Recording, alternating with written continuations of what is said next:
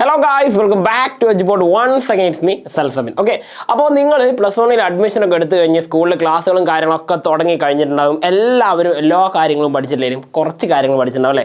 അങ്ങനെയാണെങ്കിൽ പരീക്ഷയ്ക്ക് സ്ഥിരമായിട്ട് ചോദിക്കുന്ന അല്ലെങ്കിൽ പരീക്ഷയ്ക്ക് ഇത്തവണ നിങ്ങൾക്ക് വരാൻ ചാൻസ് ഉള്ള ഒരു ചോദ്യമാണ് ഞാൻ ഇന്നിവിടെ കൊണ്ടുവന്നിട്ടുള്ളത്. അപ്പോൾ ഇത്തവണത്തെ നിങ്ങളുടെ ഓണപ്പരീക്ഷ 2024 ഓണപ്പരീക്ഷയ്ക്ക് നിങ്ങൾക്ക് ചോദിക്കാൻ ചാൻസ് ഉള്ള ഏറ്റവും ഷുവറായിട്ടുള്ള ആ ഒരു ചോദ്യം നോക്കിക്കോട്ടോ. ചോദ്യം ഇതാണ്: നിങ്ങൾ സ്റ്റാറ്റിസ്റ്റിക്സ് ഫോർ എക്കണോമിക്സ്, ഞാൻ ഇപ്പോഴും പറയുന്നു, നമ്മുടെ ടെക്സ്റ്റ് ബുക്ക് ആരെങ്കിലും മാറി പഠിക്കുന്നുണ്ടെങ്കിൽ നമ്മുടെ ടെക്സ്റ്റ് ബുക്കിന്റെ പേര് സ്റ്റാറ്റിസ്റ്റിക്സ് ഫോർ ഇക്കണോമിക്സ് എന്നാണ് കേട്ടോ. Statistics four economics. ഇതെന്തിനാ പറഞ്ഞതെന്ന് വെച്ച് കഴിഞ്ഞാൽ വേറെ ഒന്നുമല്ല, ഒരു കാര്യം ശ്രദ്ധിക്കാത്തത്, എല്ലാവരും ശ്രദ്ധിക്കാതെ പോകുന്ന ഒരു കാര്യമുണ്ട്. നമ്മുടെ സമഗ്രയിൽ നിന്ന് എല്ലാവരും PDF ഡൗൺലോഡ് ചെയ്തെടുക്കും. ഓക്കെ, സമഗ്രയിൽ നിന്ന് ടെക്സ്റ്റ് ബുക്കിന്റെ PDF ഡൗൺലോഡ് ചെയ്തെടുക്കും. പക്ഷേ അതിൽ സ്റ്റാറ്റിസ്റ്റിക്സ് എന്ന് പറയുന്ന പുസ്തകം ഡൗൺലോഡ് ചെയ്യാം. അതല്ല വേണ്ടത്. നമ്മൾ എക്കണോമിക്സിന്റെ പുസ്തകത്തിൽ ഈ പുസ്തകം തന്നെ നിങ്ങൾക്ക് കാണാൻ പറ്റും. അതാണ് നമുക്ക് പഠിക്കാനുള്ളത്. ഓക്കെ, നമ്മൾ സ്റ്റാറ്റിസ്റ്റിക്സ് ഡൗൺലോഡ് ചെയ്ത് കഴിഞ്ഞാൽ അത് ഏതാണ് ഓപ്ഷൻ സബ്ജക്റ്റ്. ഇപ്പം നിങ്ങൾ എക്കണോമിക്സും പൊളിറ്റിക്സോ അതേപോലെ കമ്പ്യൂട്ടർ ആപ്ലിക്കേഷനോ അതേപോലെ ഹിസ്റ്ററിയോ പഠിക്കുന്നവരാണെങ്കിൽ നിങ്ങൾക്ക് ഓപ്ഷനിലായിട്ടുള്ള ഓരോന്നും വരുന്നത് അതുപോലെ ഒരു ഓപ്ഷനായിട്ട് സ്റ്റാറ്റിസ്റ്റിക്സ് പഠിക്കുന്നവരുണ്ട്, അവർക്കുള്ളതാണ് ആ പുസ്തകം. ഓക്കെ, അത് നമുക്ക് തുടങ്ങേണ്ട കാര്യമില്ല. അതിൽ ആദ്യത്തെ 5 ചാപ്റ്റർ ഏകദേശം സെയിം ഒക്കെ തന്നെയാണ്. എന്നിരുന്നാലും നമുക്ക് പഠിക്കാനുള്ള ബുക്ക് സ്റ്റാറ്റിസ്റ്റിക്സ് ഫോർ എക്കണോമിക്സ് ഉണ്ടോ. അപ്പം അതിൽ നിന്ന് വരുന്ന എപ്പോഴും വരുന്നൊരു ചോദ്യമാണ് differentiate between census and sampling. Okay, സെൻസസും സാമ്പിളിംഗും തമ്മിലുള്ള വ്യത്യാസം എഴുതാനാണ് പറഞ്ഞത്. ഓക്കെ, ഒരു കാര്യം ഞാൻ പറഞ്ഞുതരാം. നിങ്ങൾക്ക് സിമ്പിളായിട്ടൊരു കാര്യം പറയുകയാണെങ്കിൽ, നിങ്ങൾക്ക് ഞാനിവിടെ ഒരു പ്ലേറ്റ് ബിരിയാണി വിളമ്പി വെച്ചിട്ടുണ്ട്. എന്താണ് ഇതിലുള്ളത്? ഒരു പ്ലേറ്റ് ബിരിയാണിയാണെന്ന് വിചാരിക്കുക. ഓക്കെ, നിങ്ങൾക്ക് ഏറ്റവും ഇഷ്ടപ്പെട്ട ബിരിയാണിയാണ് ഈ കൂട്ടത്തിലുള്ളതെന്ന് വിചാരിക്കുക. ഞാൻ എന്ത് ചെയ്യുന്നു, ആ ബിരിയാണി ടേസ്റ്റ് നോക്കാൻ വേണ്ടി മാത്രം എന്ത് ചെയ്യുന്നു, നിങ്ങൾക്ക് ഇതിൽ നിന്നൊരു ഭാഗം എടുത്ത് തരുന്നു അല്ലേ? അതിൻ്റെ ഒരു ഭാഗം എടുത്ത് തരുന്നു. നമ്മൾ അതിനെന്താ പറയുക? സാമ്പിൾ എന്നാണ് പറയുക അല്ലേ? അപ്പോൾ ബിരിയാണിയുടെ കാര്യം മാത്രം ആലോചിച്ച് നോക്കുക. അല്ലെങ്കിൽ നമ്മൾ ചെയ്യുന്നൊരു കാര്യമുണ്ട് അല്ലേ, സെൻസസും സാമ്പിളിങ്ങും പഠിക്കാൻ വേണ്ടി നമുക്ക് ആദ്യം അറിയണ്ടേ എന്താണ് പോപ്പുലേഷൻ, എന്താണ് സാമ്പിൾ എന്ന് അറിയണം അല്ലേ? അപ്പോൾ ആദ്യം നമ്മൾ പഠിക്കേണ്ട കാര്യം അതാണ്, എന്താണ് പോപ്പുലേഷൻ. നമുക്കറിയാം മലയാളത്തിൽ നമ്മൾ പോപ്പുലേഷൻ നേരത്തെ കേട്ടില്ല, എവിടെയാണ്? ജനസംഖ്യ എന്ന് പറഞ്ഞിട്ട് കേട്ടില്ല അല്ലേ? അതാണോ ഇവിടെ സ്റ്റാറ്റിസ്റ്റിക്സിൽ ഉദ്ദേശിക്കുന്ന ജനസംഖ്യ?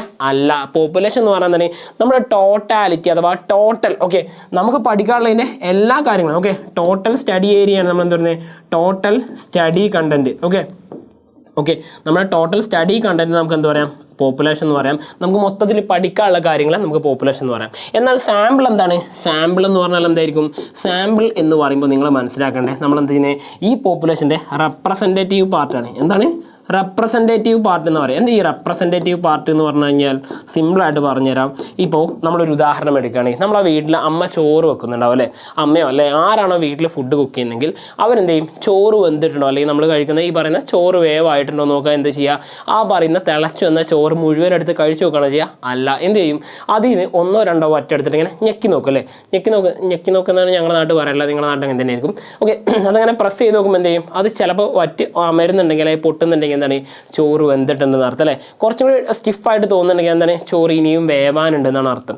അപ്പം നമുക്ക് മനസ്സിലാക്കാൻ പറ്റും എന്താണ്? ഈ ചോറ് വെന്തിട്ടുണ്ടോ, അതായത് കലത്തിലെ മുഴുവൻ ചോറും വെന്തിട്ടുണ്ടോ ഇല്ലേ നമ്മൾ എന്താ ചെയ്യുന്നത്? ഒരൊറ്റ അരി എടുത്തിട്ടാണ് നമ്മൾ നോക്കുന്നത് അല്ലേ? അതുപോലെയാണ് സാമ്പിൾ എന്ന് പറയുന്നത്. നമ്മുടെ കലത്തിലെ ചോറാണ് പോപ്പുലേഷൻ എങ്കിൽ അതിൽ നിന്ന് നമ്മൾ ടെസ്റ്റ് ചെയ്യാനെടുക്കുന്ന ഭാഗമാണ് സാമ്പിൾ എന്ന് പറയുന്നത്, അഥവാ റെപ്രസെൻറ്റേറ്റീവ് പാർട്ട് ഓഫ് പോപ്പുലേഷൻ എന്ന് പറയുന്നത് കേട്ടോ. നമ്മുടെ പോപ്പുലേഷൻ സൂചിപ്പിക്കുന്നത്, ഇപ്പം നമ്മൾ ബിരിയാണിയുടെ കാര്യം പറഞ്ഞല്ലേ, അതുപോലെ നമ്മളിപ്പോൾ കല്യാണത്തിന് പോകുമ്പോൾ മറ്റ് ഫംഗ്ഷനൊക്കെ പോകുമ്പോൾ അവിടെ വലിയൊരു ചെമ്പിൽ ബിരിയാണി ഉണ്ടാക്കിയെന്ന് വെച്ച് നോക്കുക. ഓക്കെ, ആ ബിരിയാണിയുടെ ടേസ്റ്റ് നോക്കാൻ വേണ്ടി നിങ്ങൾക്ക് എന്ത് ചെയ്യും? അതിൽ നിന്ന് കുറച്ചെടുത്ത് തരും അല്ലേ? അതിൽ നിന്ന് കുറച്ചെടുത്ത് തരും. എന്ന് വെച്ച് കഴിഞ്ഞാൽ ആ ചെമ്പ് മുഴുവൻ നിങ്ങളോട് ഇറങ്ങിയിരുന്ന് തിന്നാൻ പറയുമോ? ഇല്ല. എന്താ ചെയ്യുക? അതിനൊരു ഭാഗം എടുത്തിട്ട് നിങ്ങളോട് കഴിക്കാനാണ് പറയല്ലേ? അപ്പോൾ എന്താണ്? അതും സാമ്പിളാണ് നമ്മൾ നോക്കുന്നത്. അപ്പം നമ്മൾ റിയൽ ലൈഫിൽ കണക്ട് ചെയ്യുന്നത് തന്നെ എന്ത് ചെയ്യും? പോപ്പുലേഷനും അതേപോലെ തന്നെ എന്താണ് ഈ പറഞ്ഞിരിക്കുന്ന സാമ്പിളും തമ്മിലുള്ള വ്യത്യാസം ഇപ്പം നിങ്ങൾക്ക് ക്ലിയർ ആണ്. അത് വെച്ചിട്ടേ നമുക്ക് എന്ത് പഠിക്കാൻ പറ്റുള്ളൂ? സെൻസസ് പഠിക്കാൻ പറ്റുള്ളൂ. അപ്പോൾ സെൻസസും സാമ്പിളിങ് അറിയണമെങ്കിൽ നോക്കിക്കൊള്ളണം. ഈ സെൻസസ് എന്ന് പറഞ്ഞു കഴിഞ്ഞാൽ നിങ്ങൾ ആദ്യം മനസ്സിലാക്കണ്ടേ, the method of collecting data from each and every unit of the population. എന്താ പറഞ്ഞത്? നമ്മുടെ പോപ്പുലേഷൻ അഥവാ ജനസംഖ്യ എന്ന് നമ്മൾ മലയാളത്തിൽ പറയല്ലേ, ഈ പറഞ്ഞ പോപ്പുലേഷനിൻ്റെ എല്ലാ യൂണിറ്റ് എന്ന് പറഞ്ഞാൽ എവറി യൂണിറ്റ് എന്ന് പറഞ്ഞാൽ എല്ലാ യൂണിറ്റ്. ഇപ്പോൾ ഫോർ എക്സാമ്പിൾ നമ്മുടെ പോപ്പുലേഷൻ എന്ന് പറയുന്നത് 10 കോടിയാണെന്ന് വിചാരിക്കാം. ഓക്കെ, നമ്മുടെ പോപ്പുലേഷൻ എന്ന് പറഞ്ഞാൽ 10 കോടി ആൾക്കാരാണെന്ന് വിചാരിക്കാം. ഈ 10 കോടി ആൾക്കാരുടെയും നമ്മൾ കണ്ടിട്ട് അവരുടെ സംസാരിച്ചിട്ട് അവരുടെ കയ്യിൽ നിന്നും വിവരങ്ങൾ ശേഖരിക്കുകയാണെങ്കിൽ അതാണ് എന്ത്? സെൻസസ് എന്ന് പറയുന്നത്. എന്ന് വെച്ച് കഴിഞ്ഞാൽ പോപ്പുലേഷൻ അടിസ്ഥാനമാക്കിയിട്ടുള്ള പഠനത്തിനാണ് എന്ത് പറയുന്നത്? സെൻസസ് എന്ന് പറയുന്നത്. നമ്മൾ കേട്ടിട്ടുണ്ടാവില്ലേ സെൻസസ്, ഇന്ത്യയിലെ ജനസംഖ്യ കണക്കെടുപ്പിനെ കുറിച്ച്? അതും ഏത് പേര് തന്നെയാണ്? ഈ പേരിൽ തന്നെയാണ് വരാറുള്ളത്. നമ്മൾ അതിന് പറയാനുള്ള കാനേഷുമാരി സെൻസസ് എന്നാണ് പറയുന്നത്. കാനേഷുമാരി സെൻസസ് എന്ന് പറയാറുണ്ട്. സംഗതി എന്താണ്? ഇന്ത്യയിലെ പോപ്പുലേഷനെ കുറിച്ച് കൃത്യമായിട്ട് നമ്മൾ പഠിച്ചേക്കുന്ന കാര്യമാണ് അല്ലേ? അത് അതുപോലെ തന്നെ നമ്മുടെ പോപ്പുലേഷൻ്റെ എല്ലാ യൂണിറ്റുകളെയും നമ്മുടെ ജനസംഖ്യയിലെ എല്ലാ യൂണിറ്റിനെയും നമ്മൾ കൃത്യമായിട്ട് അതിൽ നിന്നും വിവരങ്ങൾ ശേഖരിക്കുന്ന രീതിയാണ് എന്ത് വിളിക്കുന്നത്, സെൻസസ് എന്ന് വിളിക്കുന്നത് കേട്ടോ. അപ്പോൾ സെൻസസിൻ്റെ കാര്യം ക്ലിയർ ആണെന്ന് വിചാരിക്കുന്നു. അപ്പോൾ ഇനി സെൻസസ് ഇതാണെങ്കിൽ സാമ്പിളിംഗ് എന്തായിരിക്കും, ഉറപ്പായിട്ടും ആ പേരിൽ നിന്ന് നമുക്ക് കിട്ടും. സാമ്പിളിംഗ് എന്ന് പറയുന്നത് വേറെ ഒന്നുമല്ല. സാമ്പിളിംഗ് എന്ന് പറഞ്ഞാൽ എന്താണ്, the method of collecting data from the sample. എവിടുന്നാണ്, സാമ്പിളിൽ നിന്നാണ് നമ്മൾ ഡാറ്റ ശേഖരിക്കുന്നതെങ്കിൽ, ഇപ്പോൾ ഒരു ഉദാഹരണത്തിന് നമുക്ക് ഇവിടെ ഒരു സ്ലൈഡ് കൂടി ചേർത്തിട്ട് പറയാം. ഇപ്പോൾ നോക്കി നിങ്ങളോടെ ഇവിടെ പോപ്പുലേഷൻ കാണാം അല്ലേ. അതായത് ഇവിടെ മൊത്തം ജനസംഖ്യ നോക്കുകയാണെങ്കിൽ 1, 2, 3, 4, 5, 6, 7, 8, 9, 10, 11, 12, 13, 14, 15 പേരുണ്ട്. എത്ര ആൾക്കാരുണ്ട്, 15 പേരുണ്ട്. തൽക്കാലം നമുക്ക് എന്ത് ചെയ്യാം, അതൊരു 15 ലക്ഷം എന്ന് കണക്കെടുക്കാം. ഓക്കെ, 15 ലക്ഷം എന്നെടുക്കാം. നമുക്ക് അറിയുന്ന കാര്യമാണ്, 15 ലക്ഷം ആൾക്കാരെ കുറിച്ച് നമുക്ക് പഠിച്ചു തീരാനാണെങ്കിൽ ഈ ആയുസ് മതിയാകാതെ വരും. കാരണം എന്താണ്, ഒരാൾക്ക് 1 മിനിറ്റ് വെച്ച് നോക്കുകയാണെങ്കിൽ തന്നെ 15 ലക്ഷം മിനിറ്റ് ഉണ്ടെങ്കിൽ നമുക്ക് എന്ത് ചെയ്യാൻ പറ്റുള്ളൂ, ഈ പറയുന്ന ആൾക്കാരുടെ കയ്യിൽ നിന്ന് വിവരങ്ങൾ ശേഖരിക്കാൻ പറ്റുള്ളൂ. അപ്പോൾ പോസിബിൾ ആകാതെ വരാനല്ലേ. കാരണം എന്താണ്, ഇവരൊക്കെ ഡിഫറൻറ്റ് ടൈപ്പ് ആൾക്കാരാണ്. നിങ്ങൾ നോക്കിയേ, പല കളറിലാണ് ഓരോരുത്തർ നിൽക്കുന്നത്. അതിനർത്ഥം തന്നെ അവരൊക്കെ ഡിഫറൻ്റ് ആയിട്ടുള്ള ആൾക്കാരാണ്. നമുക്കറിയില്ലേ, നമ്മളെല്ലാവരും ഒരേപോലെയാണോ, അല്ല. നമ്മുടെ സ്വഭാവം പോലെയല്ല അടുത്ത ആളുടെ സ്വഭാവം, അവരുടെ ഹൈറ്റും പോലെയല്ല നമ്മുടെ ഹൈറ്റ്, അവരുടെ വെയിറ്റ് പോലെയല്ല നമ്മുടെ വെയിറ്റ്, അവരുടെ ഏജ് പോലെയല്ല നമ്മുടെ ഏജ്, എല്ലാ കാര്യത്തിലും ഡിഫറൻ്റ് ആണല്ലേ. അപ്പോൾ ഇങ്ങനെ ഡിഫറൻ്റ് ആയിട്ടുള്ള ആൾക്കാരുടെ കയ്യിൽ 15 ലക്ഷം ആൾക്കാരുടെ കയ്യിൽ നിന്ന് വിവരങ്ങൾ ശേഖരിക്കുമ്പോഴേക്കും എന്ത് ചെയ്യും, നമ്മുടെ പോപ്പുലേഷനെ ബേസ് ചെയ്തിട്ടുള്ള സെൻസസ് എന്ത് ചെയ്യും, അത് തീരുമ്പോഴേക്ക് നമ്മളൊന്നെങ്കിൽ മരണപ്പെട്ടു പോവുകയോ അല്ലെങ്കിൽ നമുക്ക് അവസാനം നമ്മുടെ ജീവിതത്തിൻ്റെ അവസാനമായിട്ടുള്ള വാർദ്ധക്യ കാലങ്ങളിലേക്ക് എത്തുകയോ ചെയ്യും അല്ലേ. അപ്പോൾ അതൊഴിവാക്കാൻ നമ്മളെന്ത് ചെയ്യേണ്ടേ, അതൊഴിവാക്കാൻ നമ്മൾ എന്ത് ചെയ്യും, നമ്മൾ കുറച്ച് ഐഡിയ പൂർവ്വമായിട്ട് എടുക്കും, എന്ത് ചെയ്യും, സാമ്പിൾ എടുക്കും. എന്തെടുക്കും, സാമ്പിൾ എടുക്കും.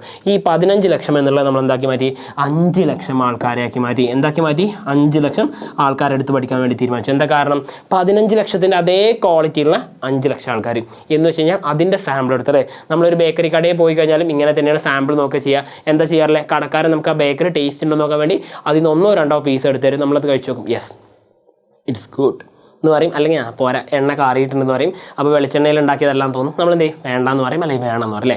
അപ്പോൾ അതുപോലെ ഈ പറഞ്ഞ സെൻസസും അതേപോലെ തന്നെ ഈ പറഞ്ഞിരിക്കുന്ന പോപ്പുലേഷൻ അടിസ്ഥാനമാക്കിയിട്ടാണ്, സാമ്പിളിനെ അടിസ്ഥാനമാക്കിയുള്ള പഠനമാകുമ്പോൾ അതെന്താണ്, അതിനെയാണ് നമ്മൾ എന്താ പറയുന്നത്, സാമ്പിളിംഗ് എന്ന് പറയുന്നത് കേട്ടോ. ഈ ഒരു വ്യത്യാസം മാത്രം പഠിച്ചാൽ തന്നെ നിങ്ങൾക്ക് പരീക്ഷയ്ക്ക് ആ മാർക്ക് സ്കോർ ചെയ്യാൻ പറ്റും. അപ്പോൾ എത്ര മാർക്കിന് വരിക, 2 മാർക്കോ 3 മാർക്കിനായിരിക്കും ഈ ചോദ്യം വരുന്നുണ്ടാവുക. ഒന്നുകിൽ നിങ്ങളോട് സെൻസസും സാമ്പിളിംഗും തമ്മിലുള്ള വ്യത്യാസം ചോദിക്കും, അല്ലെങ്കിൽ പോപ്പുലേഷനും സാമ്പിളും തമ്മിലുള്ള വ്യത്യാസം ചോദിക്കുക. 2 ചോദിച്ചാലും ഒരേ കണ്ടന്റ് തന്നെയാണ് നമ്മൾ ഏകദേശം എഴുതി വെക്കേണ്ടത്. അപ്പോൾ അതിനെ ബേസ് ചെയ്തിട്ടാണ് നിങ്ങൾ പഠിക്കേണ്ടത്. പരീക്ഷയ്ക്ക് ഈ ചോദ്യം നിങ്ങൾക്ക് ഒരു ഷുവർ ക്വസ്റ്റ്യൻ ആയിട്ട് പഠിച്ചു വെക്കാം. നമ്മുടെ second chapter collection of data ഉണ്ടല്ലോ, അവിടെ നിന്നാണ് ഈ ഒരു കാര്യം പഠിക്കാനുള്ളത്. പോപ്പുലേഷൻ എന്താ, അതുപോലെ സാമ്പിൾ എന്താണെന്നുള്ളത്. ഓക്കെ, അപ്പോൾ വീണ്ടും പുതിയൊരു കണ്ടന്റ് ആയിട്ട് കാണുന്നതായിരിക്കും. Once again it's me Salsabin signing out from Eduport. Happy learning all, by.